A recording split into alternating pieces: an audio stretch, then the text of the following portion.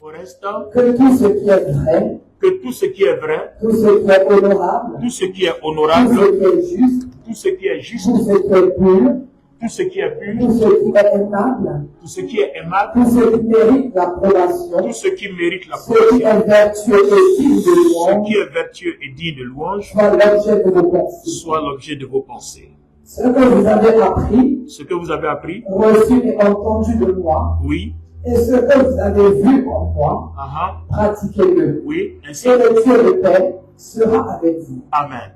Donc, si nous pratiquons Philippiens 4:8, Dieu sera avec nous. Que Dieu bénisse sa parole au nom de Jésus. Amen. Que le Saint-Esprit accompagne cette parole pour nous édifier au nom de Jésus. Amen. Alors, bien-aimés frères, ce matin, nous allons commencer là où on s'est arrêté le dimanche dernier. Si vous avez vos souvenirs, on avait parlé du sceau le dimanche dernier.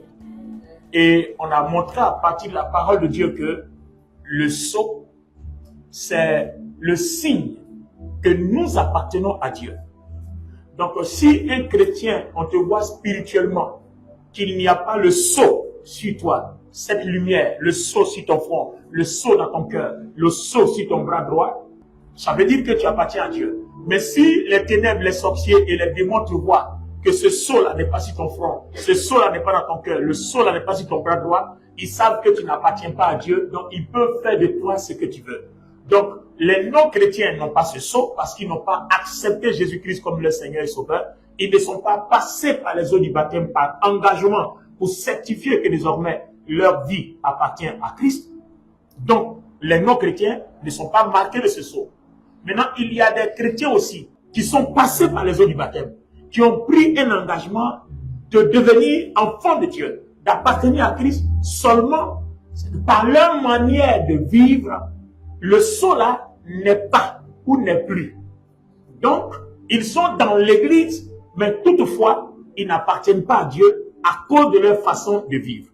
Et on a conclu sur Philippiens 4:8 pour dire tout ce qui est louable, agréable, honorable, bien, fasse l'objet de vos pensées. Vous voyez, donc un mot sort ici, pensée. Alors, qu'est-ce que la pensée vient faire ici dans une affaire de sceau qui est le témoignage que nous appartenons à Dieu? La pensée vient faire quoi ici? Alors, ce matin, parlant du Saint-Esprit en Acte 14, nous parlons le Saint-Esprit et la croix et nos pensées. C'est un vaste sujet, on va le faire en plusieurs parties. Le Saint-Esprit et la croix et nos pensées. Alléluia. Alors, quand nous parlons de pensée, écoutez, les amis, faisons attention. La pensée, c'est le monde de l'esprit dans notre cœur. Tout à l'heure, on va voir certains versets. La pensée, c'est le monde de l'esprit dans notre cœur. Donc, Dieu aussi a ses pensées. Et quand Dieu veut nous parler, il nous révèle ses pensées. Dieu nous révèle ses pensées.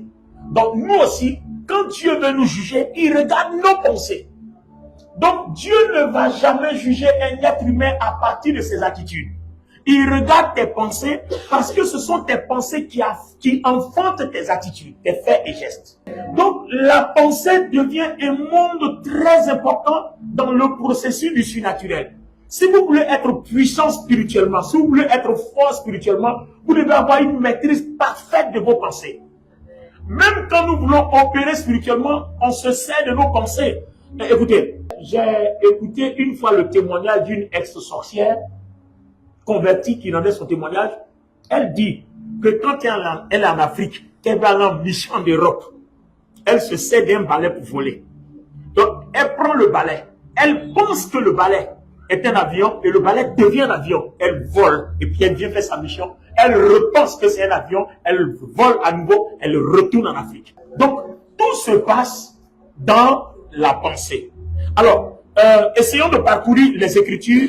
Vous allez comprendre pourquoi le Seigneur dit qu'il est important pour un chrétien de veiller sur ses pensées. Si tes pensées sont corrompues, tu détruis l'onction, tu détruis la puissance de Dieu, tu détruis les dons spirituels en toi. En fait, c'est ça, les amis. Si tes pensées sont corrompues, dans le jardin d'Éden, Satan a eu Ève parce qu'il a réussi à corrompre ses pensées. Donc, quand le diable veut travailler quelque part, il corrompt les pensées. Et quand les pensées sont corrompues, ils commencent à cogner les têtes les unes des autres. Quand les pensées sont corrompues, ils commencent à créer la division, ils commencent à créer les frustrations parce que les pensées sont corrompues. Déjà même, regarde, je peux voir par exemple Justine se comporte d'une certaine façon. À cause des actes de Justine, moi je crois dans mes pensées que Justine est contre moi. Déjà, je commence à avoir un comportement contre elle. Parce que soit Justine a eu quelque chose contre moi, donc je dis, ça là, c'est sûr que Justine ne m'aime pas, Justine me déteste. Donc tout de suite, Satan commence à concevoir quelque chose dans ma pensée. Et une fois c'est conçu dans ma pensée, quand je vois Justine, maintenant je me méfie. Quand Justine dit bonjour, je dis bonjour parce que mes pensées ont été corrompues disant que Justine ne m'aime pas. Donc, nous sommes le résultat de nos pensées. Nous sommes le fruit de nos pensées. Nous sommes gouvernés par nos pensées. Ce qui remplit nos pensées, c'est ce qui dirige nos vies. Et c'est ce qui fait que nous posons certaines actions. Donc, les pensées sont plus convoitées par le diable que ta chair. Parce que ta chair conçoit la grossesse de ta pensée. Les œuvres de ta chair, c'est l'enfantement, c'est la conception de tout ce dont tes pensées ont été enceintes, ont été en grossesse. Alléluia. Mais écoutez, je vais arrêter de faire des commentaires. On va aller dans les Écritures et puis nous allons voir effectivement ce que ça donne. Gloire à Dieu. Alors prenez vos Bibles. Je vous informe que il faut commencer à vous acheter des Bibles en papier parce que tout simplement, les Bibles et les chroniques ont commencé à être corrompues aussi. Les versets ont commencé à être déformés. On est dans la période de presque l'entrée de l'Antichrist. Donc tout a commencé à être déformé pour que la Bible électronique serve désormais aux louanges de l'Antichrist. Donc achetez-vous des Bibles en papier pendant qu'on vend actuellement de bonnes Bibles avec de bons versets. Achetez-vous des Bibles en papier, gardez. Comme ça, quand tout sera corrompu, on a nos Bibles en papier. Donne-moi qu'on l'amène bien. C'était juste une parenthèse, je passais par là. Affaire à prendre au sérieux et à suivre de très près. Alors, j'ai quelques versets de Luc ici. Luc chapitre 1, verset 51. Je vais lire Luc 2, 35. Je vais lire Luc 5, 22. Et puis, je vais lire Luc 6, 8. Écoutez. Luc 1, 51. Il a déployé la force de son bras. Il a dispersé ceux qui avaient dans leur cœur les pensées orgueilleuses. Alors, les pensées se trouvent où ici? Dans le cœur. Donc, le cœur héberge les pensées. Or, les pensées, c'est quoi? C'est l'esprit. Donc, quand on parle des pensées, c'est ton esprit, ton petit esprit là. C'est de lui qu'on parle en fait. Donc, ton petit esprit là, comme le naturel est commandé par le surnaturel, la chair n'a aucune force. Donc, toutes les pensées qui viennent de ton petit esprit en fait, tout ce qui vient de tes pensées dans de ton petit esprit, ta chair exécute parce que c'est une force surnaturelle. Donc, n'oubliez jamais, quand on parle de pensée, c'est ton esprit. L'esprit que Dieu t'a donné. Donc, Dieu aussi a son esprit. Donc, on a vu, par exemple, qui a connu les pensées de Dieu? Sauf ceux à qui Dieu a révélé ses pensées. Donc, vous voyez, quand Dieu veut te parler, il parle à tes pensées. Donc, l'esprit parle à l'esprit. C'est pour ça que quand Dieu nous créait, il a déposé en nous un esprit pour que son esprit soit en contact avec son esprit. Donc, c'est pensée contre pensée. Donc, vous voyez que la chair est totalement écartée. C'est une affaire de pensée et pensée. Donc, les pensées sont dans nos cœurs. Suivez-moi très bien parce que ce message-là va nous aider à opérer. Tout à l'heure, si Dieu nous fait grâce, on va faire une démonstration.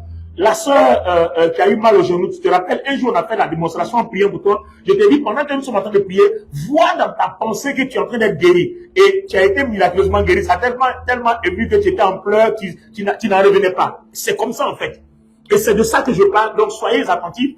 Si vous savez gérer vos pensées, je vous informe les amis que vous serez capable de chasser tous vos démons vous-même. Vous allez être capable de prier, vous allez être guéri. Vous allez commander à des choses qui vont se déplacer, qui vont bouger. La foi fonctionne par la pensée, c'est-à-dire par notre esprit. Une fois que vous arrivez à dompter votre esprit et à soumettre votre esprit, c'est-à-dire vos pensées à l'esprit de Dieu, c'est-à-dire à la pensée de Dieu, des choses glorieuses selon la parole de Dieu commencent à opérer. Ça, c'est le début d'une période si vous voulez, de grandeur spirituelle. Amen. Comprenez bien ce que nous sommes en train d'enseigner. Nous sommes partis du mois dernier du sceau. Si le sceau n'est pas en toi, et on a compris que le sceau c'était quoi? C'était l'union du Saint-Esprit avec qui? Avec notre esprit. L'union du Saint-Esprit avec notre esprit. C'est-à-dire l'union de la pensée de Dieu avec nos pensées. Donc, quand nos pensées sont en accord avec la pensée de Dieu, il y a le feu de Dieu qui s'allume en nous. Et ça se voit sur notre front, ça se voit dans notre cœur, et ça se voit sur notre bras droit. Et quand les ténèbres, les sorciers nous voient, ils savent que nous sommes de Dieu. Donc, vous voyez, quand les sorciers entrent, par exemple, dans nos rêves, vous lisez le livre de Daniel de Nebuchadnezzar, il dit quoi? Ce qu'il a vu dans ses pensées pendant qu'il dormait. Tout à l'heure, on va lire tous ces versets-là. Donc, vous comprenez, même les rêves, tout se passe dans la pensée. C'est le monde de l'esprit, c'est le monde spirituel, tout se passe dans la pensée. Donc, quand la Bible dit purifiez vos pensées, en fait, on ne voit pas ça comme quelque chose de glorieux. En réalité, c'est la chose la plus glorieuse. Regardez le verset que j'aime beaucoup utiliser quand je prêche. Ce verset-là, c'est un des versets les plus puissants de la Bible que j'aime beaucoup. Les amis, regardez. Proverbe, le chapitre 4, le verset 23. Il dit quoi? Je prends la version Louis II. La version Louis II dit: garde ton cœur plus que tout, car de ton cœur viennent les sources de la vie. Mais en réalité, les sources de la vie, là, c'est où? C'est nos pensées. Pourquoi? La version parole vivante le confirme bien. La version parole vivante dit: par-dessus tout, veille à ce que tu penses et veille à ce que tu ressens, car tes pensées et tes affections modifient ta vie. C'est pas clair? Les sources de la vie viennent de nos pensées.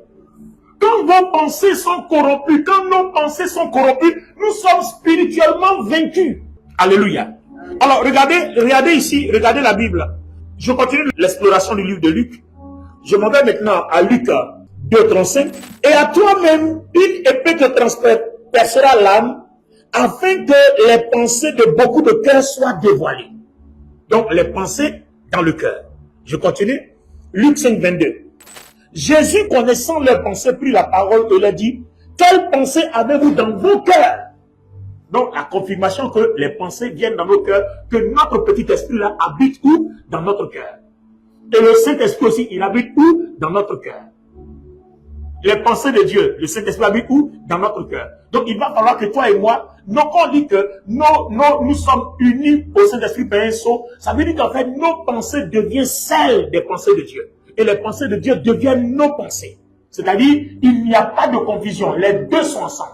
Alors, ne vous inquiétez pas, on va savoir comment ça se fait. Matthieu chapitre 15, verset 19. Il dit: car c'est du cœur que viennent les mauvaises pensées, les meurtres, les adultères, les impudicités, les vols, les faux témoignages, les calomnies, etc., etc., etc. C'est du cœur que viennent les mauvaises pensées. C'est du cœur que viennent les mauvaises pensées. Les amis, qu'est-ce que Job a dit?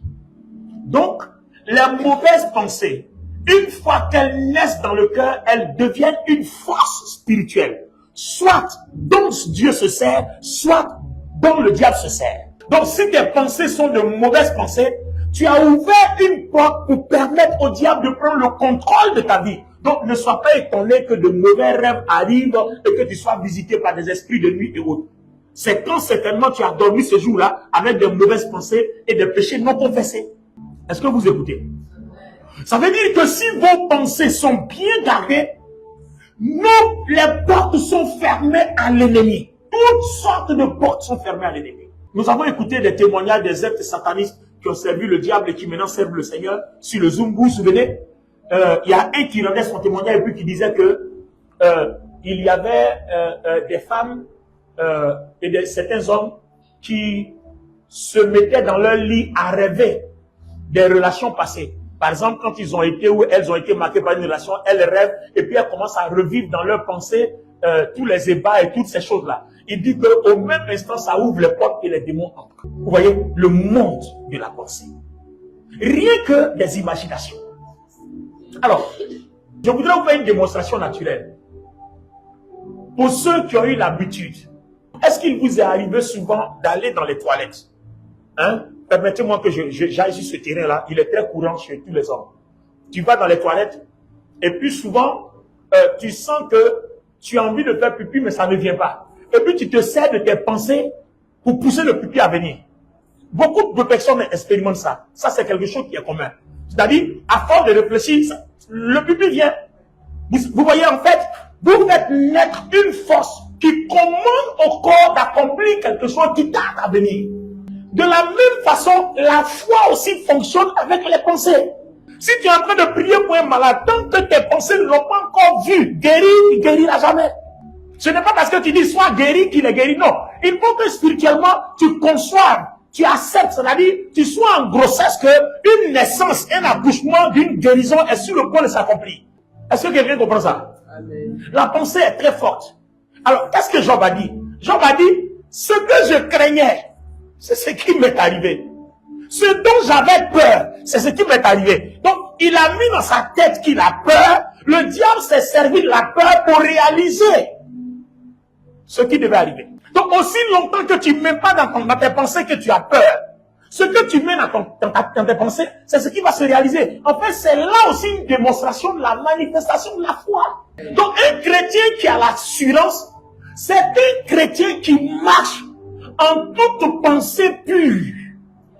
Donc, ton assurance dépendra de l'état de tes pensées. Donc, ne pensez pas que c'est parce qu'on a lu un verset biblique que notre esprit est en bon état. Non, c'est parce que le verset biblique là, je l'ai laissé affecter mes pensées, que mon corps, mon âme et mon esprit sont en bon état. C'est pour ça que la Bible dit quoi? Dans Romains 10, 17, la foi vient de ce qu'on entend, et ce qu'on entend vient de la parole de Dieu. La foi vient de ce qu'on entend. Si tu as entendu que tu dis je m'en fous, qu'est-ce que ça va te faire? Ça te fait rien. Mais quand tu entends que tu t'arrêtes, et puis tu dis, c'est vrai, donc c'est comme ça. Ah, oh, donc à partir de maintenant là, donc moi aussi, vous voyez, c'est-à-dire tu prends une décision à partir de ce que tu as entendu. Donc maintenant on dit, la foi vient de ce qu'on entend. Mais si tu as entendu que ça ne t'affecte pas, ça ne t'impacte pas, tu crois même pas ça, qu'est-ce que ça va te faire?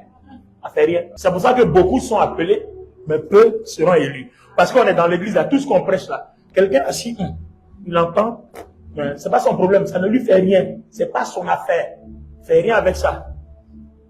Donc, ne t'attends pas que tu vas aller fléchir les genoux, tu vas prier, et puis Dieu va t'exaucer. Non, je comprends pourquoi. Dans 2 Rois 2, à partir du 9, quand Élisée marchait avec Élie, Élie dit à Élisée, il y a longtemps tu m'as servi. Le temps est arrivé pour moi de partir, d'être enlevé d'avec toi. Demande-moi tout ce que tu veux et tu l'auras. Regardez bien, hein? Demande-moi ce que tu veux et tu l'auras. Ça dit, la parole est dite aussi simplement. Demande-moi ce que tu veux, mais tu l'auras. Mais seulement, on ne l'explique pas comment on va l'avoir. Et Élisée dit à Élie, moi je veux sur ma vie désormais la double portion de la gloire de l'onction qui est sur toi. Et puis Élie lui dit, bon, c'est pas compliqué. Hein? Si tu m'as vu pendant que Dieu m'enlève là, c'est que tu as reçu. Si tu m'as vu pendant que Dieu m'enlève, c'est que tu as reçu. Autrement dit, ce que tu vois, c'est ce qui t'arrive. Mais à quel moment ça t'arrive? C'est pas parce que j'ai regardé. On dit ce que tu vois, si tu as vu. Si tu as vu. Donc quand tu as regardé là, est-ce que c'est rentré dans tes pensées? Est-ce que c'est rentré dans ton cœur? Donc ce que tu vois, si ça nourrit ton cœur, alors tu as reçu. Je vous donne un exemple de ce qu'on voit. Vas-y, ça va? Le roi David, n'était-il pas à son balcon quand il vit la femme d'Uri? Quand il est descendu là, c'est pas resté dans ses pensées. Il n'a pas dormi jusqu'à ce que son autorité royale, il s'en serve pour faire venir la femme. S'il n'avait pas vu, il aurait eu problème. Donc, la Bible est en train de nous dire que tout ce qu'on voit, tout ce qu'on entend a un impact, est une force spirituelle à partir du moment où ça prend le contrôle de nos pensées. Tout ce qu'on voit, tout ce qu'on entend, si on laisse prendre le contrôle de nos pensées, ça devient une force spirituelle. C'est-à-dire, tu as permis que tes pensées soient enceintes de quelque chose. Donc, une fois que tu es enceinte de quelque chose dans tes pensées, tu vas accoucher sûrement. Ça, c'est clair. Donc, si tu ne veux pas, ah ben oui, parce que c'est comme ça. Et si tu ne veux pas que ça soit ainsi, alors ne sois jamais enceinte de quoi que ce soit dans tes pensées. Donc, quand tu commences à voir que c'est compliqué, détourne-toi. Quand tu commences à entendre que c'est compliqué, détourne-toi. C'est comme ça que Paul dit quoi? Il dit fuyez l'impudicité. En fait, c'est de ça qu'il voulait parler. Fuyez tout ce qui peut compromettre vos pensées, tout ce qui peut créer une grossesse spirituelle dans vos pensées. Ça va forcément enfanter quelque chose. Donc les amis, écoutez, je vous demande pardon, ça ne sert à rien de jouer les dieux. Vous allez vous plomber. Oui, ça ne sert à rien de jouer les dieux. Oui, moi je peux résister. Bah, attends, toi tu sais que le gars là il te drague. Et puis il te dit viens chez moi. Et puis tu t'en vas parce que tu es trop fort quoi. Tu es sûr? Non, soyons clairs. Hein? Le gars là te drague. Et puis toi il te dit viens chez moi. Et puis il t'en va chez lui parce que toi tu es trop fort quoi. C'est pas une affaire de fort. On dit ce que tu vois et ce que tu entends. Il faut que ça impacte tes pensées. Que tu sois fort ou pas ce jour-là, tu vas t'écrouler. C'est pas toi. Le monde spirituel fonctionne comme ça. Donc, quand tu veux pas là, ne va pas. Si tu sais que vraiment tu veux pas, au restaurant, tu vas pas. À la maison, encore là, oh là c'est grave. Là, tu amène. Amène ou amène pas. Mais quand tu veux là, tu t'en vas parce que tes pensées même sont déjà formatées par rapport à ça. Mais quand tu sais que tes pensées sont pas formatées à ça, faut pas aller. Tout le monde a essayé, tout le monde a été vaincu. Alléluia. Parce que là où tu t'en vas là, tu sais pas ce qu'on va te montrer. Attends, vous êtes arrivé, bon, on va regarder un film. Et ça, tu vas dire non. Et c'est mauvais de regarder un film. D'accord? Et puis le film, là, les images commencent à passer parce que le film est sélectionné à dessin. Donc, les images passent. Et puis après, on était assis au loin, on se rapproche. Bon, quand tu vas dire non, pousse là-bas, non, est-ce qu'il était touché? Touché. Il n'était pas touché. Les amis, vous riez, non? C'est comme ça que ça se passe. Hein? Nous tous on est passés par là, non? C'est ça. Donc c'est comme ça que ça se passe. Il n'était pas touché. D'accord? Et puis après, on regarde le film, jusqu'à dire comment, toi qui ne voulais pas qu'on s'approche, c'est toi maintenant qui t'approche. On ne sait pas ce qui s'est passé. Tes pensées ont été impactées. Tes pensées ont été affectées. C'est comme quand vous écoutez un message. Si on dit disposez-vous, pourquoi? Parce que quand vous laissez le message impacter vos pensées, le message vous transforme. Par exemple, là, je suis en train de prêcher, non? Si vous ne vous disposez pas, mon message ne vous impactera pas. Même si je suis rempli d'onction jusqu'à demain. Si tu es distrait, le message va rien faire. C'est pour ça que souvent, quand tu as écouté un message à l'église, quand tu arrives à la maison à une heure où tout le monde dort, même le message est plus au calme. Tu vas voir, tu comprends mieux le message. Pourquoi? Parce que c'est l'impact là qui fait que tu comprends mieux et tu as l'impression que tu n'as jamais entendu parler du message alors que tu étais à l'église le même soir. Alors, permettez-moi de parcourir un autre verset. Nous analysons les pensées. Et les amis, il y a une question majeure. La question c'est laquelle? Si c'est par le sceau que nous appartenons au Seigneur, nous avons donc une préoccupation. Comment construire le sceau? Ça passe par nos pensées. Parce que c'est nos pensées qui doivent être unies aux pensées du Seigneur. C'est tellement clair. Alors, permettez-moi de vous donner quelques passages avant qu'on touche à la fin. Oui. Allons-y dans le livre de Daniel. Alors, il est écrit dans Daniel ici, Daniel 2, 29, sur ta couche, ô roi, il t'est monté des pensées touchant ce qui sera après ce temps-ci. Il t'est monté des pensées. Là, on parle de ses rêves. Donc, tous les rêves que vous voyez là, ça se vit en esprit. C'est dans vos pensées que ça se passe. C'est pour ça que quand tu as réveillé tes rêves le matin, tu ne te souviens pas, c'est que tes pensées sont corrompues. Il faut gérer ça rapidement. Amen. Je vais dans Daniel 4, 5. J'ai eu un songe qui m'a effrayé les pensées dont j'étais poursuivi sur ma couche. Les pensées dont j'étais poursuivi sur ma couche. Voilà le rêve. Donc le rêve, c'est tout ce qui se passe dans ton esprit. Soit ça vient de Dieu, soit ça vient du diable. Donc, comme les pensées de Dieu travaillent avec tes pensées, et que Dieu dépose ses pensées dans tes pensées, c'est pour ça que tu rêves en fait. Est-ce que tu comprends maintenant?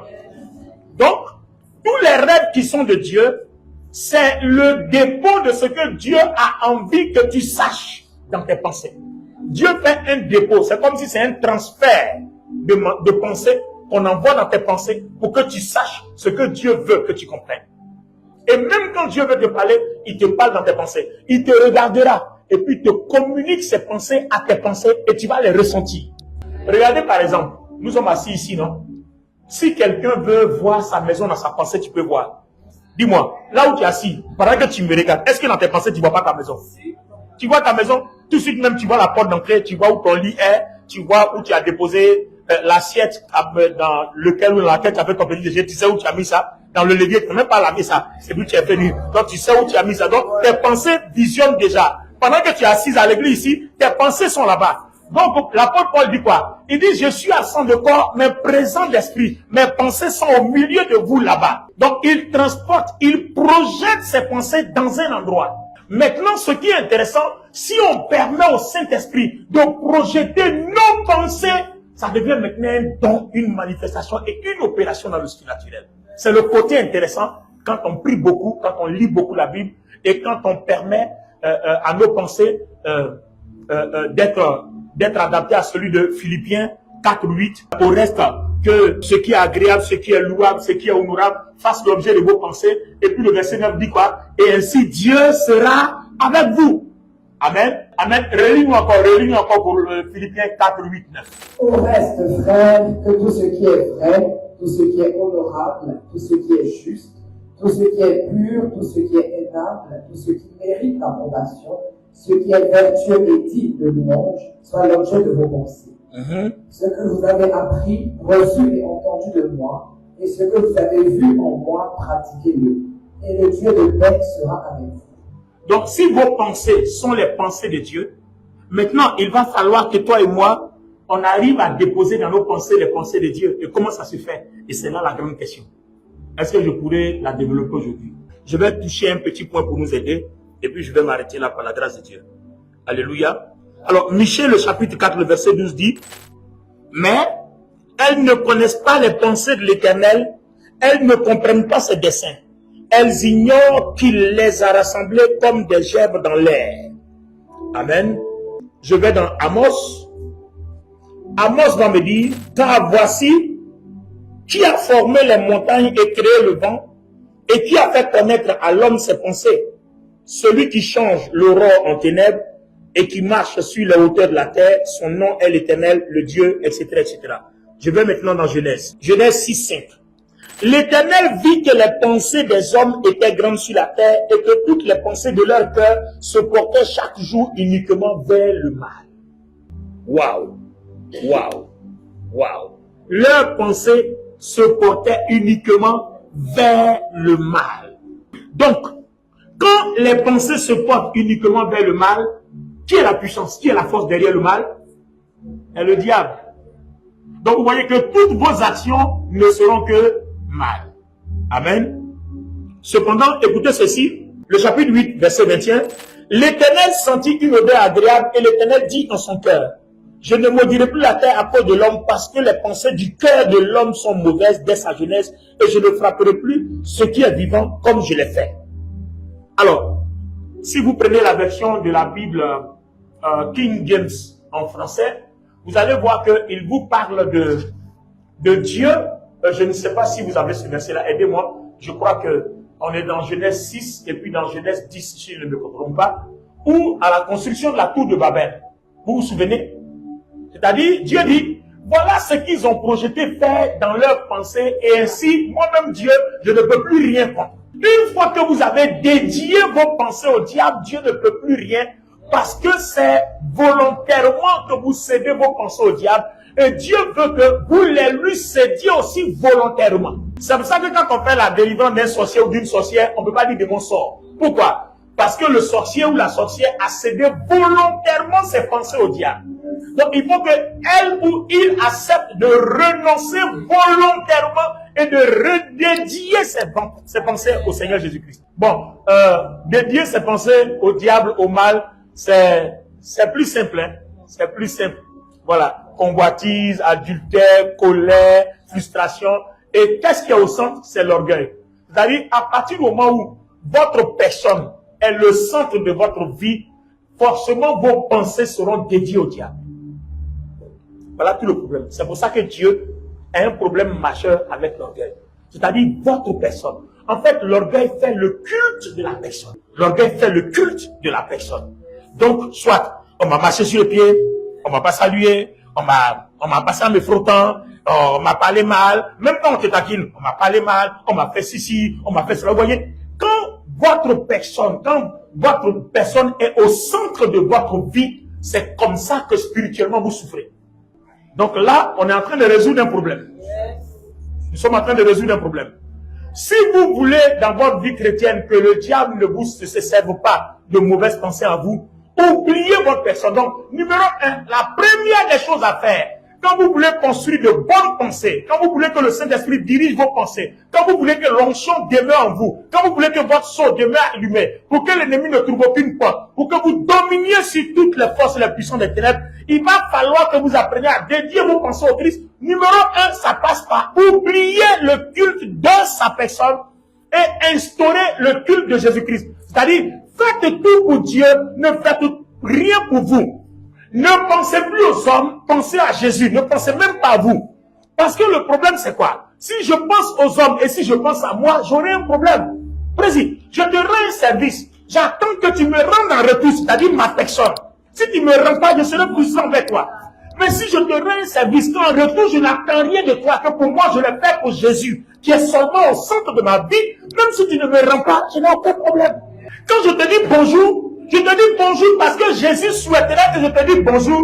Mais Jésus n'a pas dit si je te dis bonjour, il y a une loi qui t'oblige à me répondre. Jésus dit, moi je dois te dire bonjour. Mais il n'y a pas une loi qui t'oblige à me répondre. Donc, je continuerai à te dire bonjour aussi longtemps que tu existeras, que toi et moi on cohabitera. Que tu me répondes, que tu ne me répondes pas, ce n'est pas mon problème parce que je ne fais pas le culte de ma personne, je le fais pour le Seigneur. Donc, une fois que le culte de Jésus-Christ est installé dans votre cœur, vous finissez avec les pensées mauvaises. Ça fait partie de ce qu'on appelle porter sa croix. C'est pour ça que le titre aujourd'hui, c'est le Saint-Esprit et la croix et nos pensées. C'est ça la croix. La croix, c'est oublier sa personne et incarner celle de Christ. Que ça vous arrange, que ça vous arrange pas, à partir du moment où ça arrange le Christ, c'est que le Christ est d'accord avec vous. C'est tout le problème. Donc, la culture et l'éducation que chacun de nous doit avoir, c'est vivre pour que tout ce que nous faisons arrange le Christ. Oublions notre nature et notre petite personne. Ce petit culte-là, ça s'appelle l'orgueil. Et c'est ce péché qui a fait que Lucifer a été précipité. Tout le monde pense à Dieu. Et puis il a commencé dans ses pensées à faire un plan pour lui. Comment il va avoir le trône? Et puis les gens vont l'acclamer, le célébrer. Quelqu'un peut dire amen à ça? Pendant que tout le monde pense comment on va élever Dieu, comment on va le magnifier, comment on va l'adorer, le célébrer, lui il pense comment on va me célébrer, comment on va m'acclamer, comment on va me louer. C'est pour ça que nous les prédicateurs on a un problème. Quand nous prêchons pour la performance, on prêche pour qu'on nous acclame, notre prédication n'est plus agréée par le ciel. Vous n'avez pas remarqué? Prédicateur, vu qu'il ne fait plus le show, hein. Il a banqué, ça s'appelle la performance. Donc, je ne vais pas prêcher pour impressionner. Je vais venir libérer mon message tranquillement. L'objectif est que Christ ait touché tes pensées par le message. Maintenant, si tu trouves que j'ai prêché un fragment que ça ne te plaît pas, c'est ton problème. Et moi, ça ne me dérange plus parce qu'en fait, je ne parle pas pour te faire plaisir. Je parle pour que tu entendes ce que Christ veut que tu entendes. Que ça soit chaud ou froid, c'est pas ça le problème. Mais chaud ou froid, est-ce que tu as entendu ce que Christ voulait que tu entendes?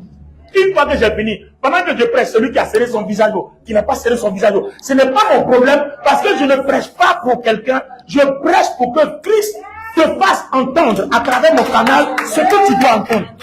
Donc, pour que nos pensées soient bonnes, il faut oublier notre personne et oublier notre personne là. C'est ce que la Bible appelle porter sa croix. La croix, c'est ignorer, porter sa croix, c'est ignorer notre personne, c'est ignorer nos principes, c'est ignorer nos valeurs, c'est ignorer notre grandeur, c'est ignorer nos titres, c'est ignorer ce que nous sommes. C'est de cette seule façon-là qu'on puisse être agréable à Dieu. Sans la croix, il dit, si quelqu'un veut me suivre, qu'il porte sa croix. Autrement dit, il y a d'autres versets qui disent qu'il renonce à lui-même. C'est de ça que nous parlons. Renoncer à lui-même, c'est ignorer ta propre personne. Donc tout ce que tu fais à l'église, ou alors chez tes voisins qui pensent que tu es chrétien, tu le fais pour toi, ou tu le fais parce que le Christ doit se servir de toi pour le faire. Est-ce que tu le fais pour le plaisir de Christ, pour que le royaume de Dieu touche, ou bien tu le fais pour toi-même, pour qu'on reconnaisse que oui, tu fais ci, tu fais ça, toi tu es comme ci, toi tu es comme ça. En fait, c'est ça le problème. Nous tous, on est tous frustrés par les hommes parce qu'on n'arrête pas de penser à notre personne. C'est-à-dire qu'on n'a pas encore renoncé à nous-mêmes. On n'a pas encore renoncé à nos droits. On continue de revendiquer, toujours revendiquer. On m'a fait ci, on m'a fait ça, on m'a parlé mal, on m'a regardé mal, on a fait comme ci, on a fait comme ça. Le jour où ces revendications-là vont s'arrêter, c'est que tu as arrêté de penser à toi-même. Quand quand tu arriveras à une phase où, quand on te regarde bien ou quand on te regarde mal, tu dis, dans tous les cas, moi je n'ai pas fait du mal à quelqu'un. Donc, si on m'a regardé mal, peut-être que la personne a des problèmes, je vais prier pour elle. Tu vois la personne, tu vas la saluer, tu vas l'embrasser. C'est ça, porter sa croix. Et le Seigneur l'a bien exprimé, non, président. Il dit, si quelqu'un te tape sur la barre, vous savez pourquoi quand on nous tape, on a envie de revendiquer? Devant tout le monde, on t'a humilié comme ça. Vous voyez comment je parle là, non? J'appuie dessus que le côté où ça fait mal là. Et on t'a humilié comme ça. Hein? Mal au cœur qu'on t'a humilié comme ça. Et puis tu es assis là. Et à moi, ça mouton là. Vous voyez un peu? Donc, souvent même là, personne ne te dit, tu as vu, on t'a humilié, hein? Il y a les voix là. Les voix là viennent. Tu as vu, non? Tu as vu, non? Avec moi, on t'a humilié là. Toi seul, tu es assise, hein? Et puis beaucoup de voix te parlent. Il dit on t'a humilié, et puis Dieu n'écoute pas. On dit oh, on t'a humilié là-bas. Et puis Dieu dit il faut laisser tomber, porte la croix. Et puis comment on porte la croix? Comment on peut porter la croix? On m'a humilié devant les gens, comment on peut porter la croix? Vous voyez comment notre cœur devient le théâtre de plusieurs voix parce qu'on a laissé plusieurs pensées entrer. Donc beaucoup de démons s'expriment, Dieu aussi s'exprime, et notre cœur devient un théâtre de baseball. Donc vous voyez que souvent vous êtes assis, et puis tout seul, vous êtes torturé. Personne ne vous parle. Vous souffrez seul. Vous avez une douleur seule. Et puis vous avez, les voix là viennent. Ça vient à gauche, l'oreille gauche, ça vient à l'oreille droite. Et puis les voix là, ça parle beaucoup comme ça. Et tu es énervé alors que dans la chambre là, tu es seul. Donc vous voyez comment le diable nous combat à partir de nos pensées. Donc il y a une guerre qui est enclenchée dans tes pensées. En fait, tu es seul dans ta maison, hein. Mais tu souffres, mais souvent, mais tu pleures pour personne. Personne ne t'a insulté, tu pleures seul. Tu es là, tu pleures, on a l'impression même qu'on t'a chicoté, mais en fait, c'est les pensées. Ça rentre à gauche, ça rentre à droite, ça quitte en haut, ça vient, ça quitte en bas, ça sort. Ton cerveau est assailli, et souvent ceux qui ne tiennent pas s'en vont au suicide. Voilà d'où viennent les suicides. La pensée.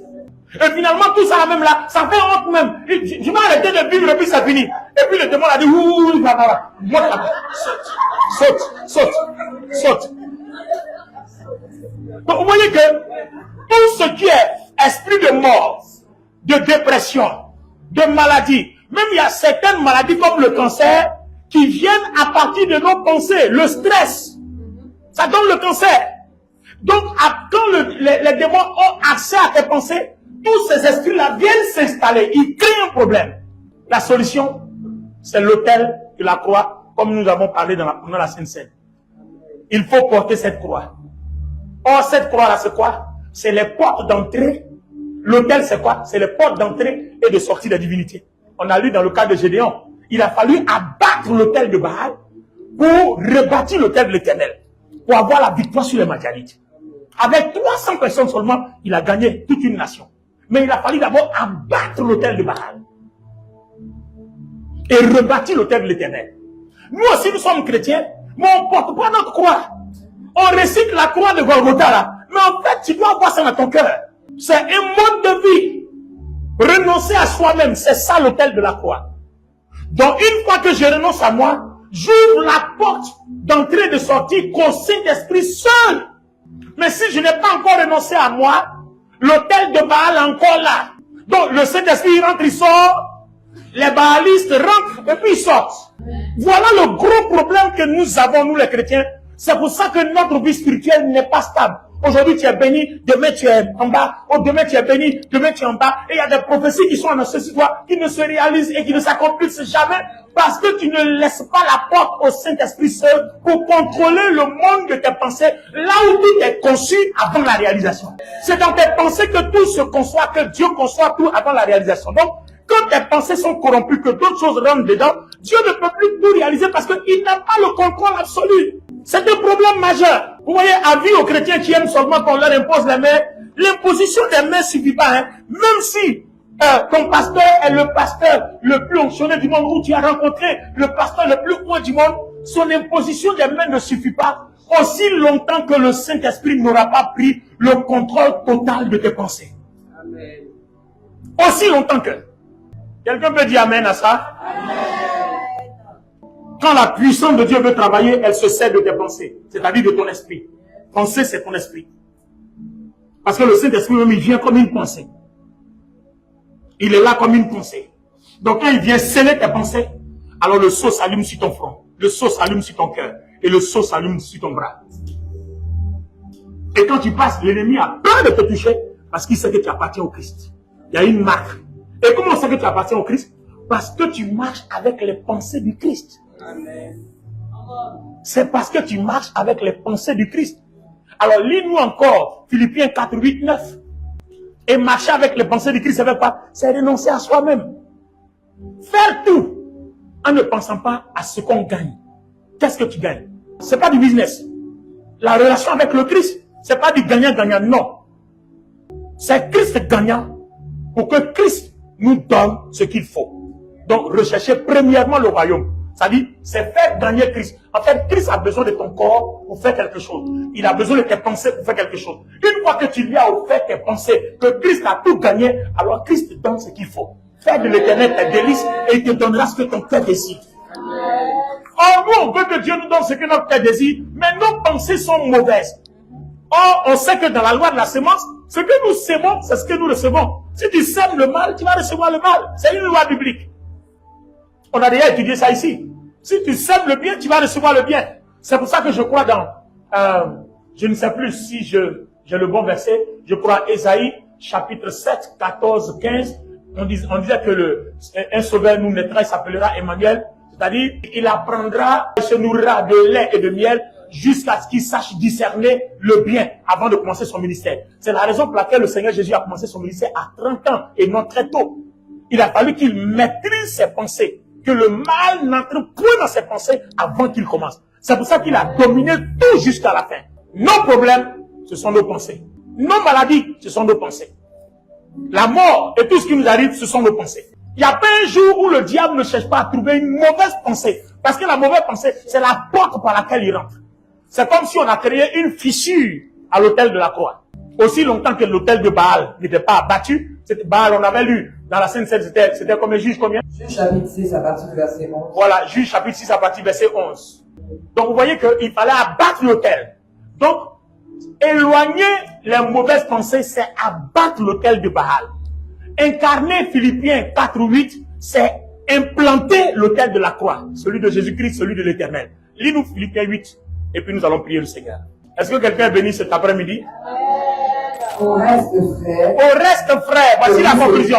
Au reste, frère, Que tout ce qui est vrai. que tout ce qui est vrai, Tout ce qui est honorable. tout ce qui est honorable, Tout ce qui est juste. tout ce qui est juste, Tout ce qui est pur. tout ce qui est pur, Tout ce qui est aimable. tout ce qui est aimable, Tout ce qui mérite l'approbation. tout ce qui mérite l'approbation de Ce Dieu, qui est vertueux. ce qui est vertueux Et digne de louange. et digne de louange, Soit l'objet de vos soit l'objet de vos pensées. Vous avez vu que nous-mêmes, on n'est pas dedans. Hein? On n'est même pas dedans. C'est-à-dire tout ce qui va faire du bien à ton prochain. On revient à cette loi-là. Tu aimeras ton prochain. Tout ce qui va faire du bien à Dieu, c'est ce qui doit animer tes pensées. Donc l'effort que tu fais pour que tout ce qui ne plaît pas ou qui ne va pas faire du bien à ton prochain, tu l'éloignes de toi, ça s'appelle porter sa croix. Ça va te faire mal, mais tu ne vas pas réagir. Ça s'appelle porter sa croix. Ça s'appelle renoncer à soi-même.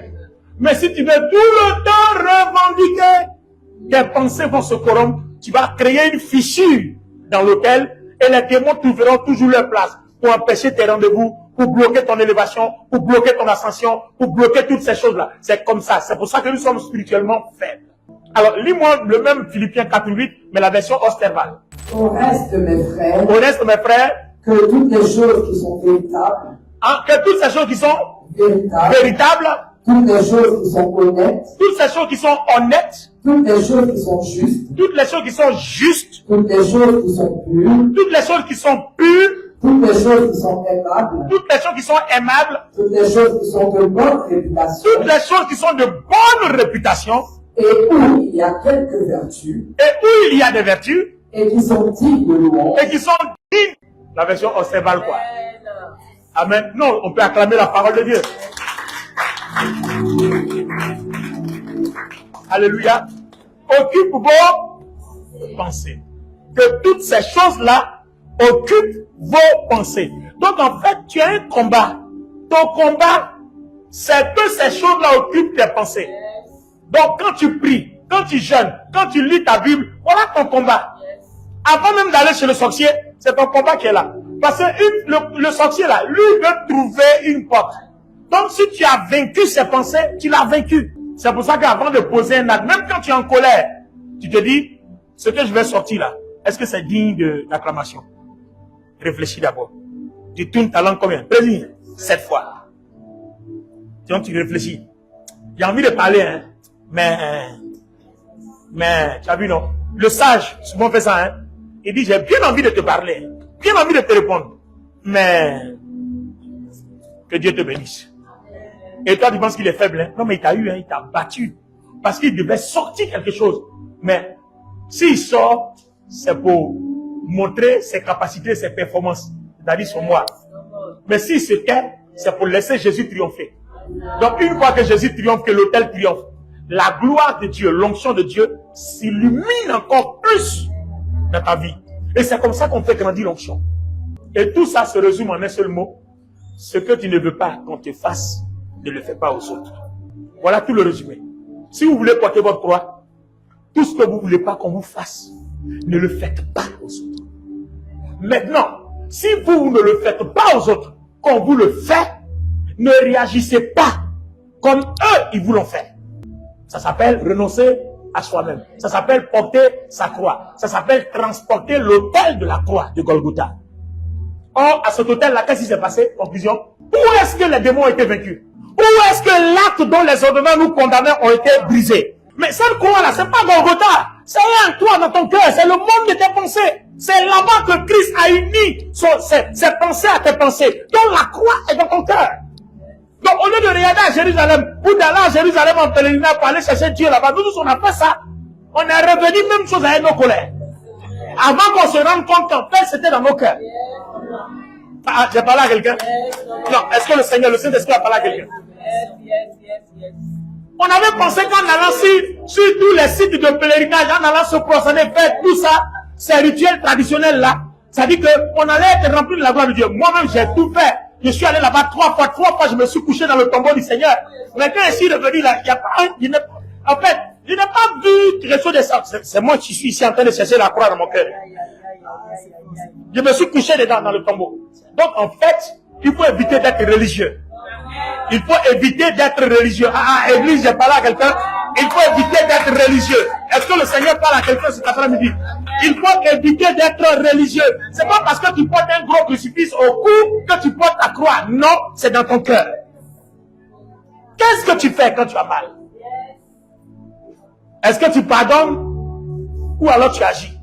Est-ce que tu te venges ou alors tu laisses tomber? Est-ce que tu passes en toi? Tu penses à tes humiliations, tu penses à tes hontes. Est-ce que tu penses à tout ça? Ou alors est-ce que tu penses à Jésus? Jésus, c'est à cause de toi que j'ai eu honte, je te donne toute la gloire. Toute la gloire. Jésus dit, oui mon fils, oui ma fille, tu as eu honte à cause de moi, voici gloire. Prends pour toi. Et ceux qui t'ont humilié là aussi là, j'arrache leur gloire, je te donne à toi. En fait, c'est comme ça que ça se passe. Toutes les fois qu'on te fera du mal, que tu ne réagiras pas, leur gloire là, ça s'entache chez toi. Parce que toi, tu souffres. Or, Jésus a souffert à la croix pour qu'il soit établi au-dessus de tous les noms. C'est-à-dire, toutes les gloires de la terre ont été entassées pour lui. Voilà l'expression de la croix. Tenons-nous debout. Les amis, je prie que Dieu nous ait parlé cet après-midi. Et j'espère que Dieu nous a parlé. Et ce sont les résolutions que nous avons prises depuis un moment. Et c'est ça la véritable église du Seigneur qui prêche la croix, qui prêche la vérité.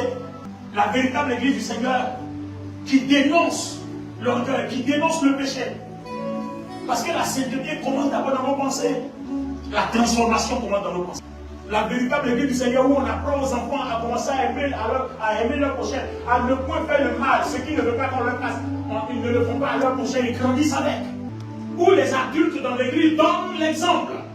Tu ris pas avec moi, je ris avec toi. De toute façon, je ne le fais pas pour moi. J'ai appris à renoncer à ma personne. Je suis mort, moi en moi-même.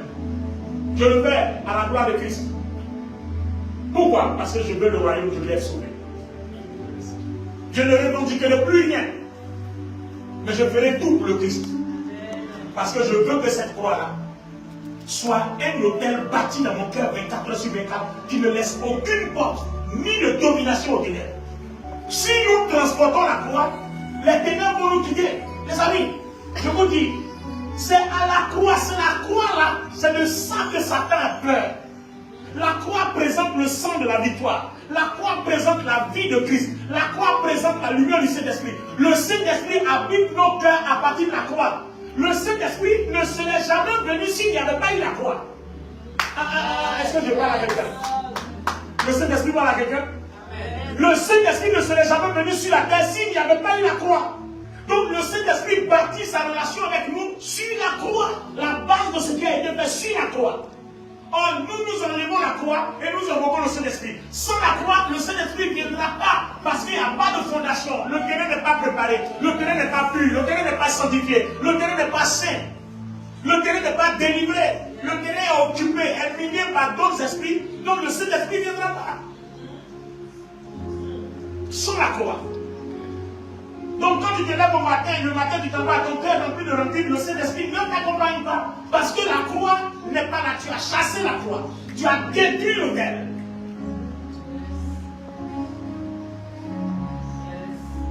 Peu importe ce qu'on a fait, ignore. Pardonne, laisse tomber. Tu n'es pas obligé de réagir et tu n'es pas obligé de prendre sans mal.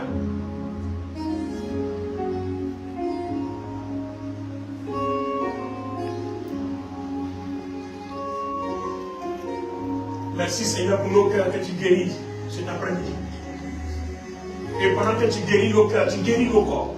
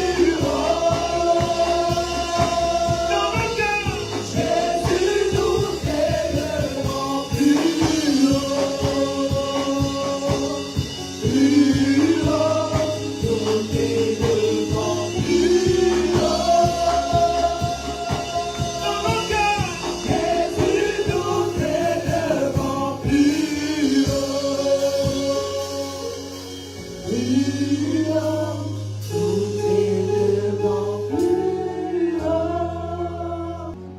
Porte élevez vos lettres. Élevez-vous, porte éternelle, que le roi de gloire fasse son entrée. On parle des portes de nos pensées. On parle des portes de nos cœurs. Qui est ce roi de gloire? L'Éternel fort et puissant. L'Éternel puissant dans les combats. Qui pourra monter à la montagne de l'Éternel? Le Psaume chapitre 24. Celui qui a les mains innocentes et le cœur pur. Celui dont les pensées du cœur sont pures et celui dont les actions n'obéissent pas aux pensées mauvaises, mais s'aiment que le bien. Celui dont les pensées a renoncé à soi-même. Celui dont les pensées vivent que pour le Christ. Et le Christ aussi vit pour lui. Si tu vis pour le Christ, il vivra pour toi. Si tu abandonnes tout entre les mains de Christ, il prendra ta défense. Il va s'occuper de tes causes, il va s'occuper de tes pleurs, il va s'occuper de tes soucis. Seigneur, guéris nos cœurs. Demande à Dieu de guérir ton cœur de toute blessure. Demande à Dieu de guérir ton cœur de toute amertume, de tout ressentiment, de tout rejet, de tout ce dont tu souffres, tu as souffert, de toute mentalité. Demande à Dieu de guérir, de te guérir des profondeurs de ton âme. Demande à Dieu de te guérir. La guérison, ce n'est pas seulement la maladie. La guérison de nos cœurs, de nos pensées, c'est la source de la guérison de notre corps. Quand tes pensées sont saturées, il y a l'hypertension, il y a le diabète, il y a toutes ces maladies, il y a le cancer, il y a tout ça. Vous n'avez pas vu que quand plus vous êtes en colère, plus votre tension monte. Vous voyez? Et c'est quoi? Qu'est-ce que la colère? C'est les pensées qui saturent votre cœur. Et ça fait monter votre tension. Quand vous êtes submergé, saturé à l'intérieur, que vous avez trop de soucis, votre tension grimpe. Parce que tout ce qui charge votre cœur, spirituellement, charge votre corps. Demande à Dieu de guérir ton âme, de guérir ton cœur, de guérir tes pensées et de guérir ton corps.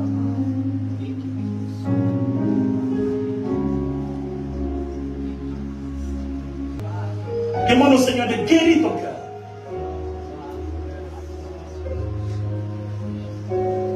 Seigneur, merci pour ta grâce, merci pour ta parole, merci pour ta bonté. Oh Dieu, notre Père, notre Roi, souviens-toi, nous sommes touchés et bénis ce matin. Tu nous as parlé ce matin. Seigneur, aide-nous à renoncer à nous-mêmes et à brandir le Christ et à tout faire pour le Christ. Parce que le Christ, en retour, a tout fait pour nous et il continue de tout faire pour nous. Que l'autel de la croix soit dans notre cœur. Que ce qui s'est passé à Golgotha, nous le transportions spirituellement partout. Parce que c'est là que le diable a eu sa défaite. Et si nous transportons la croix partout dans nos cœurs, dans nos pensées, alors l'ennemi ne tournera même pas autour de nos maisons. Il s'éloignera très loin. Parce que les portes lui seront fermées. Gédéon, dans le livre des Juges, a battu l'autel des Baal et a bâti l'autel du Seigneur. Aide-nous à bâtir l'autel de la croix dans nos cœurs, en focalisant nos pensées sur le Christ, comme le témoigne bien Philippiens 4, 8 et 9. Seigneur, merci pour ta bonté. Merci pour la guérison que tu nous accordes. Au nom puissant du Seigneur Jésus. Que le Seigneur touche ton cœur maintenant. Donne-moi ton amen. Que sa grâce remplisse ton cœur. Dis amen. Que sa lumière illumine ton cœur. Dis amen. Que l'esprit de gloire envahisse ton cœur au nom de Jésus. Dis amen. Que le Tout-Puissant t'inonde de sa puissance. Dis amen. Qu'à cause de la croix qui désormais règne dans ton cœur, que le Saint-Esprit trouve toute sa place, qu'il se manifeste. Dis amen. Que les dons soient manifestés. Dis amen. Que le fruit de l'Esprit soit manifesté. Dis amen. Que l'autorité de Christ soit manifestée. Dis amen. Car c'est par la croix que tout ça se manifeste. Restons bénis dans la vie de l'autel de la croix. Et disons amen. Amen. Et amen. Est-ce qu'on peut célébrer notre Dieu? Est-ce qu'on peut célébrer le Seigneur? Est-ce qu'on peut célébrer le Seigneur?